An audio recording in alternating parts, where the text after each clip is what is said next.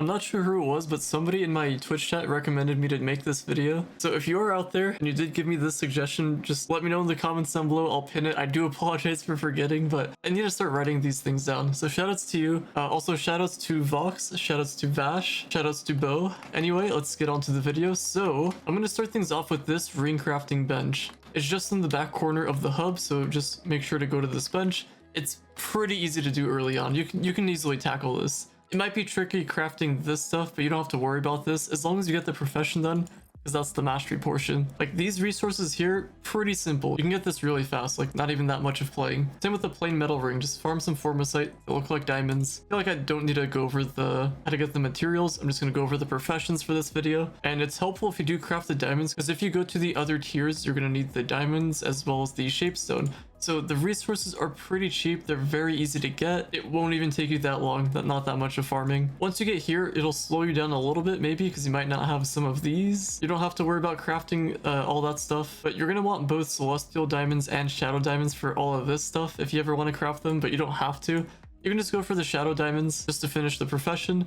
Just collect some eyes, some primordial flames, and some shapestone. These are pretty easy to get from the shadow caches, and considering the amount of titan souls you get, you can just craft the shadow caches with your titan souls at the shadowy market in the shadow tower area. So pretty easy profession to do. I recommend doing this one, and this is going to be the most important profession to complete, and it's not even that bad. You have your daily block of elements here. You can just collect that, passively get your block of elements. And I know it's going to take a bit of flux. I know it's going to take a bit of block of elements, but as you're just farming gem boxes, everybody needs gems. I need gems. So as you're farming, as you're doing your thing, just make sure you're collecting the gear. I know it's fun playing Shadow Hunter and doing dungeons through walls if you play this class, but all you have to do is just pick up the loot. And on top of that, you're going to get the gear crafter boxes. You may as well just open them. I know the plan is to wait until 45k, then use them to try to get crystal 5 gear, but it'll take a while to get 45k power rank. So you may as well just open them in the meantime, get your block of elements, get all of the resources that you need, and finish this bench. It's very, very important. I'm not going to go over why in this video. If you're trying to get crystal 4 gear or even crystal 5 gear, this bench is very important for that. So these were the two main benches that I did want to bring up. Everything else just doesn't matter, but you can do them. There's some other easy ones. And don't worry too much about the terminus. It's not that important. Just stick with the gear crafting. Once you have more resources, once you have a ton of block of elements, then you can come to this bench and you can work on getting up to crystal 4 over here. Just know that you can't complete this entire thing, but either way, we're talking about professions, so forget about that. Next, I want to bring attention to this area over here. It's not necessarily easy to finish this. It's probably going to take you a while, but you can go for the cheapest resources, which they're usually on the right side. I don't know why they did it that way. You'll probably get a ton of negative karma just from composting your trophies. So you can just take them in here and compost them. And once you compost your trophies, each trophy is kind of grouped in its own thing. It's like Ifaras have their own thing, Shadow Tower bosses, these Depths Delve have their own thing. It's kind of complicated at first, but when you go to this bench, you can kind of see the negative karma stuff. So they each have like their own little group. These groups of enemies, they have like their own thing. So as you're composting, you can get the stuff there for the negative karma. The negative karma won't be too bad. Just make sure you're collecting your weekly positive karma. You have to be level 50 in this bench though. So if you're trying to get the positive karma, it comes with the quest line. I definitely recommend doing the quest line. You can also do this stuff. You have your dailies. I'm pretty sure this unlocks early on as long as you're doing your quest line. So you can make use of the positive karma. And then there's like some acts of services here that you can do. But do your best. You don't have to do this early on, so don't worry about that. But you can kind of brute force your way to get through this to level 50. Just so you can actually get the 100 positive karma. All the other resources you need are just from this guy. We got the beginner incense and the quality incense.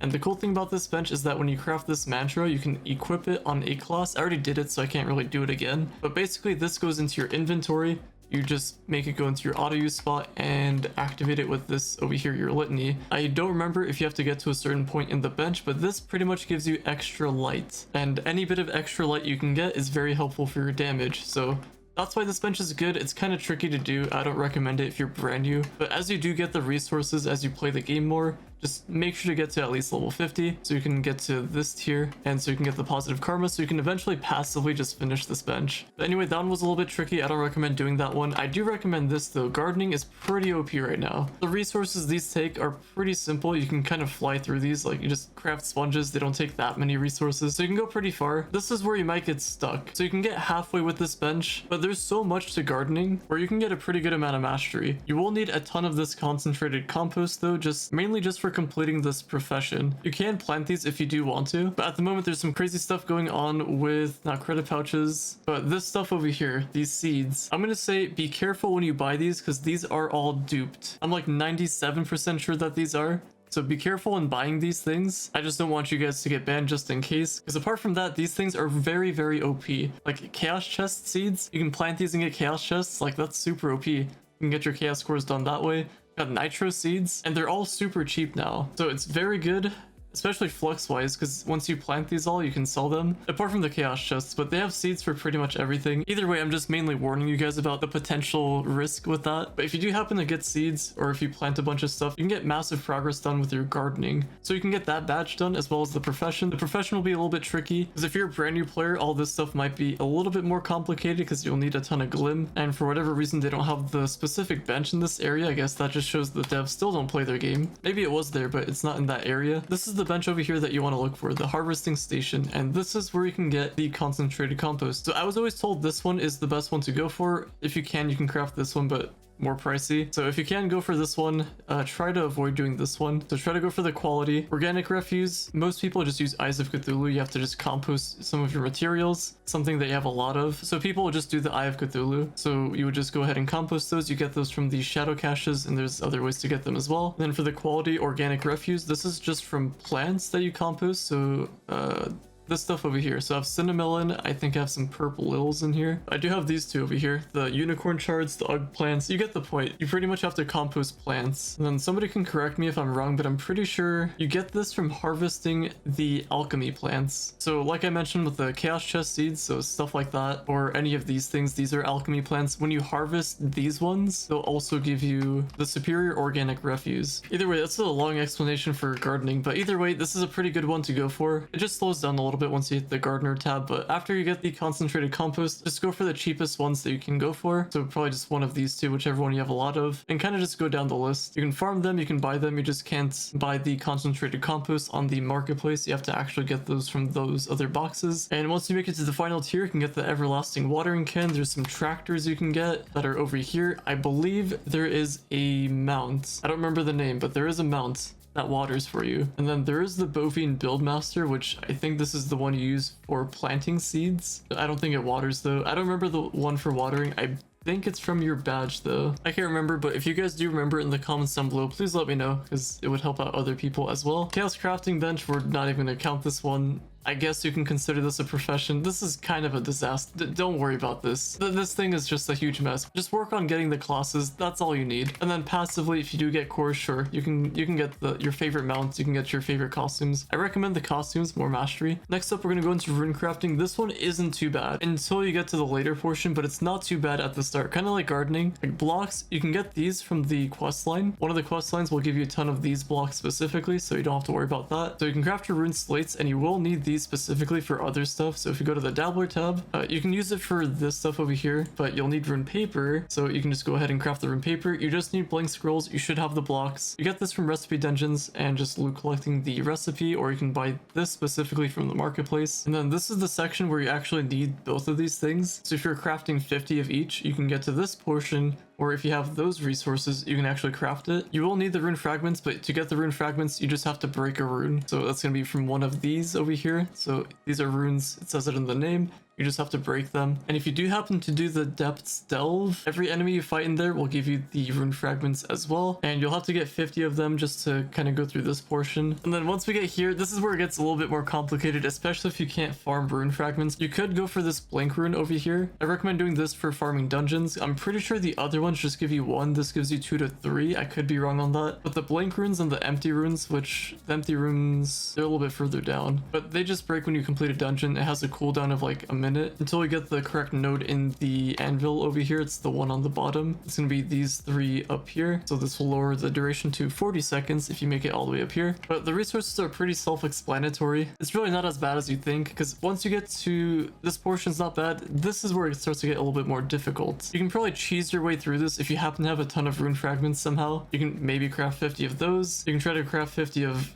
pretty much anything you can. The essence is going to be pretty difficult. Everything's going to be tough. I don't think there's something in the rune anvil that could help with this portion, but rune fragments is probably going to be your best bet, because you will need all of this stuff for other things, especially the essence. It's going to be for other mastery items. But like I said, you're going to slow down here. It's going to be kind of difficult. You can try to go for the unbreakable runes. Theoretically, it should count for your level. I don't see why it wouldn't. And then once you get here, you're going to want to go for the depths rune. Although getting the runic essence is going to be tricky, especially if you can't make it to Longshade and if you can't get these boxes over here. And then stuff like this is just going to be the plants in whatever biome is in rotation. So you literally have to make it to D15 unless you have a friend that has the leaflets, which is going to be this thing. So you can have a friend craft these. I'm pretty sure, I'm like 99% sure you can trade these. So if you have a friend that has this, you can trade them. I don't think it goes on the marketplace. Maybe it does, but you can trade them through like trade posts or the club chests and stuff like that. So you can help a brother out pretty much. And then down here is going to be the tomes. Pretty tricky to get, but either way, rune crafting isn't the worst thing ever. Now, I feel like I shouldn't go through all of them, but I guess here we are, Crystology bench. This one wasn't too bad when the event was a thing, the heckbug events, because you can get a ton of crystals, metamatter. I guess as long as you're doing your geode, it's really not as bad, and pretty much everything you can buy with flux. So if you do have flux, you can just kind of go through this. You can buy the cheapest thing, cheapest option that you can. It's usually just going to be the first thing in each section, and you want to kind of cheese your way through it by just crafting whatever you can. Obviously you want to go for the carrying stuff over here, the carrying kits, and then same thing when you get to this section, just you can get a ton of the carrying kits, and then you'll finally unlock this. And once you unlock everything, that's when you can start going for the mastery items inside. And if you're struggling to get crystals, I recommend just shadow shard farming, especially on Mondays. That's going to be very good. And as far as the resources go, you can either go through the caves, just farm everything that you can. It just tells you where to get them in the description right there in the cave that you're supposed to go to. And if you're doing delves, you'll probably get these naturally. You'll notice that maybe you have a ton of them, so maybe you can make some use out of the Crystology bench, but it's actually really not that bad. It is boring though. I'm with you guys on that. Now, if there's one that I forgot, please let me know in the comments down below, but I didn't really include the mount taming bench because is this a I guess this is a profession. If you happen to get a talisman while you're farming, you can come back here and just craft a mount. There's really a whole lot you can do with this apart from just selling them. You could get some good flux with it, so that's why this is an option. It's kind of tricky to complete, so I don't recommend completing this unless you're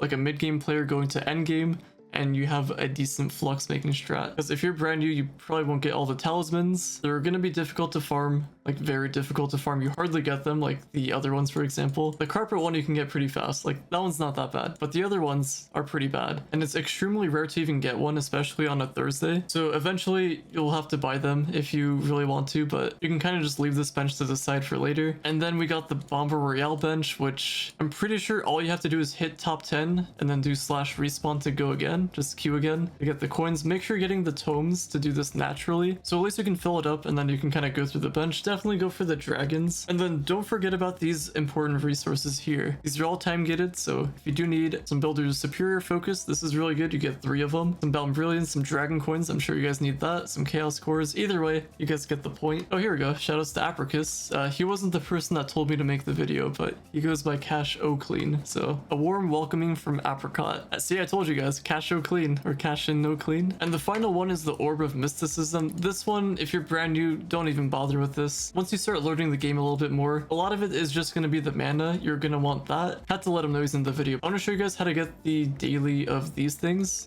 because there's a thing at the hub you can go to. So if you go to the back corner, I don't know why they put it over here, but it's tucked underneath with the fishing area. So just come down here and it's going to be this guy over here. It comes with the quest. You can get your daily wild trophy and mana, and you can get your weekly mana maximizers. I still collect these. I don't see why not. There's a limit of 100,000 of the wild trophy manas that you can hold, and if you get the fragment version of that, you can just come over here and convert them. And as you start getting some resources, you can just put them towards this and finish that profession. It's kind of useless. The potions are good though. I guess some of them are okay. Like this one makes you fall faster when you're doing the depths delve, or if you just want to fall faster for some reason, just a little bit. You have this one over here. This one's pretty good. You get extra flasks. Only lasts for 4 hours, but still decent. And there's a potion in here that increases your physical damage by 1%. This one, magic damage for 1%. Not that helpful, but you could do that if you want like a tiny bit of damage. And if you do happen to do this bench, just know that these 3 biomes over here will rotate. I have a video talking about how to get the buff into the potion, so the mastery portion of this. If you're just trying to get the profession done, fair enough, just kind of do whatever you need to. Should be pretty straightforward. Like there isn't anything too tricky, just you need a ton of the mana. I don't remember which one of these rotates, but I'm pretty sure it's like once a week one of these will rotate, so you can collect all three of them, and then when the next week rolls around, you can see what the next biome is and try to collect all of the biomes, because they are time gated. You have to wait until it comes back in rotation. And I don't know if this counts as one either, but this one probably don't want to do if you're like super brand new, but as you start playing the game more, you'll collect some more stuff. It's not like a profession where the things level up. You can kind of collect mastery here whenever you can. Just be careful when you're crafting these things, because there isn't a check mark for some reason. So if you're not sure if you have them, just click Y or whatever this is on console and just type it in here and see if you have it. So if I go over here, Lady of the Lake, as you can see, I have it over here. It's not grayed out, and I got the mastery from it. So just make sure you're doing that, because if you crafted it and you had it, then it's kind of a waste. Not sure if we want to count this, but this is a pretty important bench too for mastery. Delve bench. This is how you get your challenge portals. You have stuff for these solid Q mementos. This is for getting mementos. I'm not going to go over all that, but everything in here is pretty straightforward. These things are a pain to get. Like, you don't have to worry about this if you're new. Even if you're a mid-game player, don't even worry about this. Even if you're an end-game player, don't even worry about this. This is like, if you want to go for rank 1 mastery, then sure, go for this. But man, this was such a huge pain to complete. This, however, you can go for, because you can get these resources just from doing your weeklies. You'll get some geode, you'll get some free range, as well as all the other stuff here. These you're going to get from the understacks biome. There's a couple portals related to it. This one, I'm pretty sure it's this one. This one repeats understacks over and over. This one, it's every 3rd depth. I could be wrong though. But either way, this is the one that you do want to get, because every few depths, you're going to see a NPC. It's like a book NPC. And from him, it just costs inner geode to get more of these portals. And the cool thing about using this portal is that you can go forever. Maybe not forever. I think there was a limit of 70 something. I can't remember. But either way, as you're doing the delve, each enemy you kill, you're going to get some inner geode. And just passively, you can just craft this from that NPC. So you can just get more of these. And it's also really good for getting Binding of Darkness, so I don't see why you wouldn't do it. And on top of that, that's how you can get these books over here for the tome. I recommend doing these tomes. They're repeatable. So if you're ever at the point where you finish all your tomes, you may as well do them. Pretty much it gives you something called quilts, and it's going to look like something like this. You're going to get 4 of each, adding up to 16 total. And the cool thing about this is that you can sell it for flux. It's pretty good for flux as well. And the reason why people need this is that you can loot collect it or cave kelp, and with the cave kelp, people would like to turn those into the free range electrolytic crystals. Also, I do get people asking me how I get the Ifera portals. Not only do I buy them from the market sometimes, but you can just craft them from over here.